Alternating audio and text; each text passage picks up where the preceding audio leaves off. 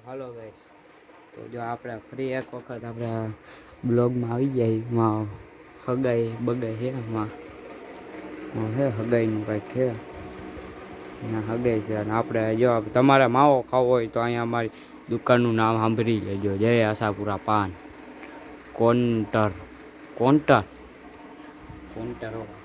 અને જો તમે આ વિડીયો ગમે લાઈક કમેન્ટ અને સબસ્ક્રાઈબ કરી નાખજો બરાબર. જો આપણું ગામડું છે, ગામડામાં કાંઈક રહેવાની જ અલગ મજા હો.